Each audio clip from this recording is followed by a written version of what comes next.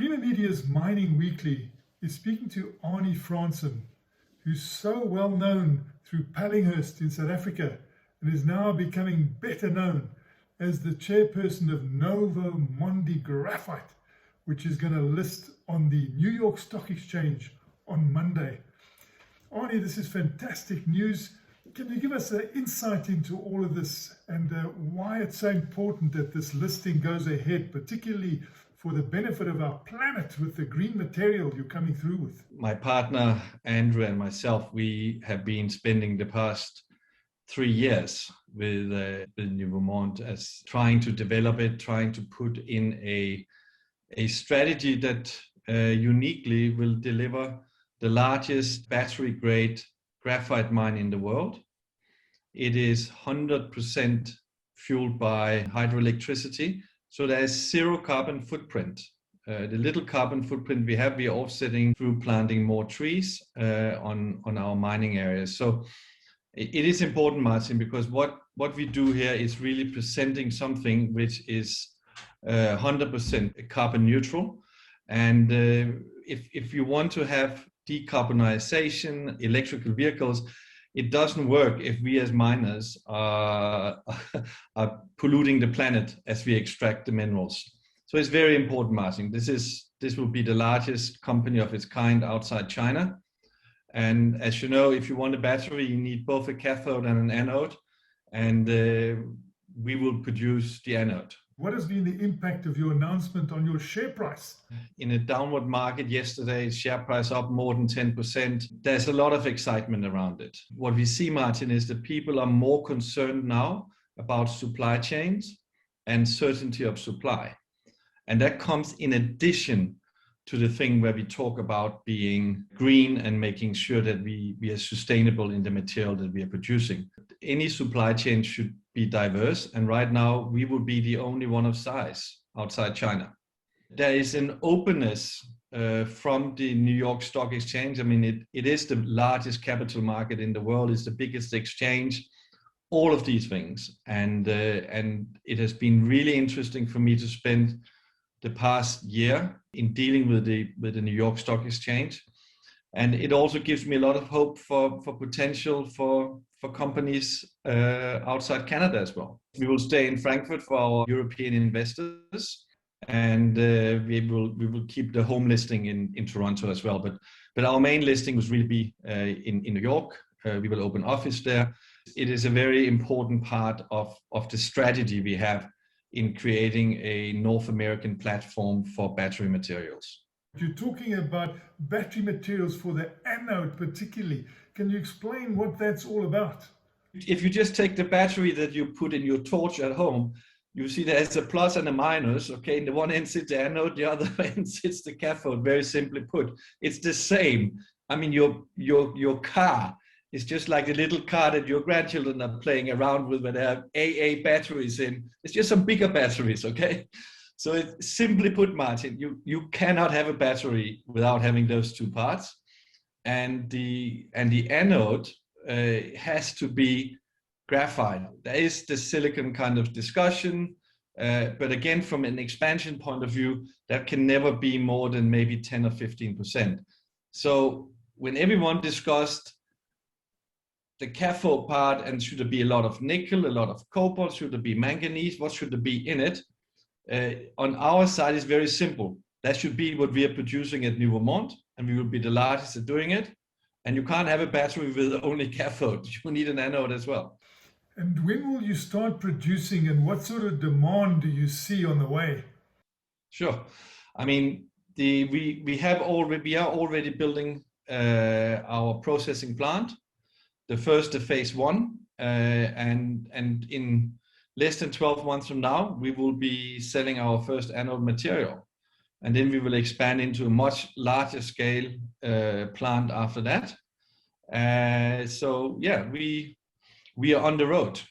And have you got offset agreements where people are going to buy this, or you're going to sell it onto the open market? It's always the kind of like, that's the part of poker that you have to play, because you can sell it. We could have sold everything. Okay, there are enough people that have been there. I mean, we could have said everything is sold for the next 40 years. And I'm not joking, Martin. We could have done that. But if you do that, you typically will have to accept quite large discounts. And I'm backing ourselves. I'm backing the future of batteries. And I think that there will be a deficit and the demand will keep on increasing. And you and I, Martin, know how long it takes to build a mine. So it's not that people just tomorrow are going to build it and then build a plant and all of that. So we are talking to absolute everyone that you can expect, whether it is the man from Pretoria or it's someone else. We are talking to them, and I will expect to see our material in many of their batteries. And how much has had to be invested in this company and this mining setup so far?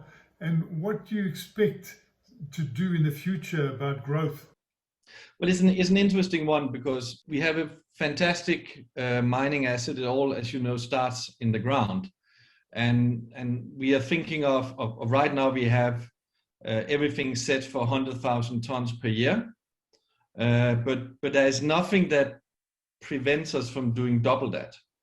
So we are running the ruler over scenarios that will lead to great expansion.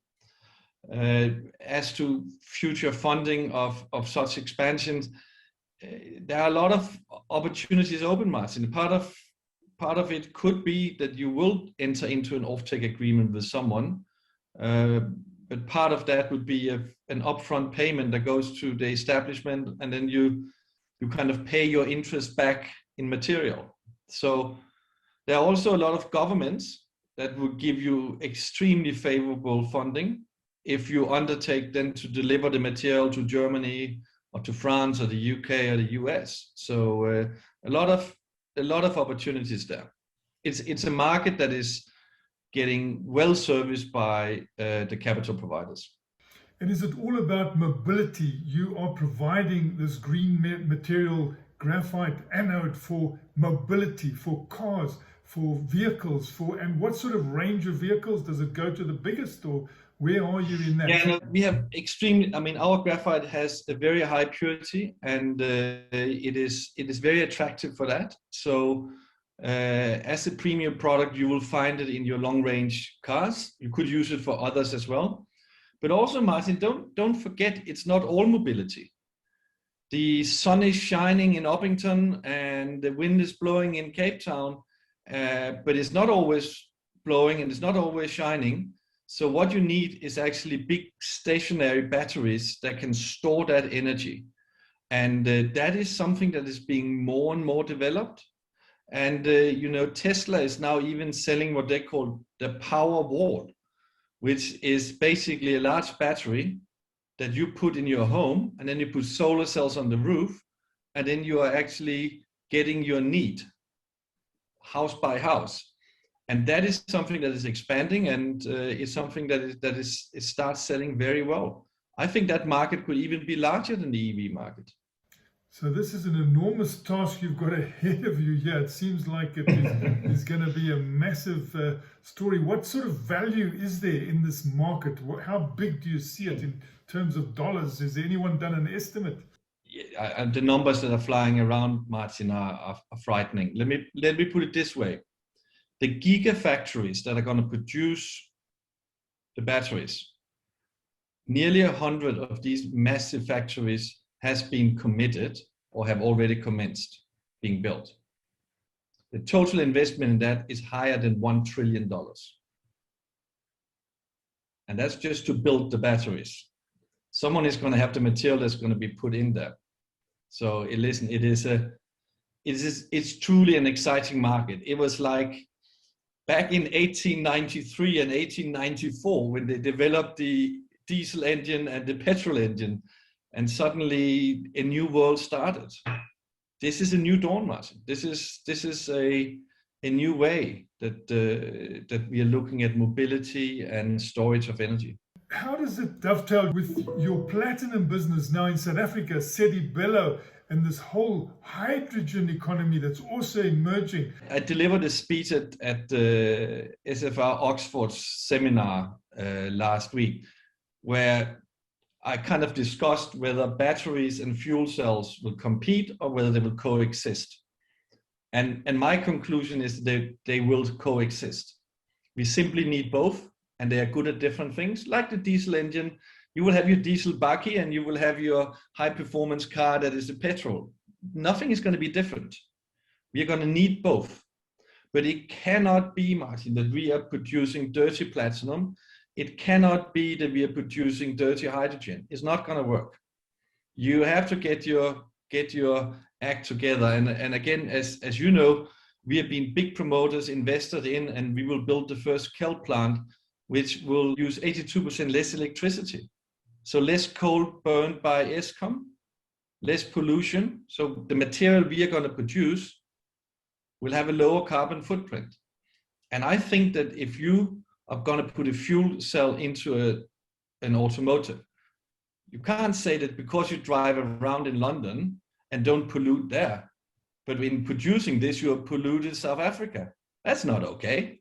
And when do you think your kelp plant will be up and running in South Africa at Sedibelo? Well, we are throwing concrete. We are building. That was Creamer Media's Mining Weekly, speaking to Arne Frandsen.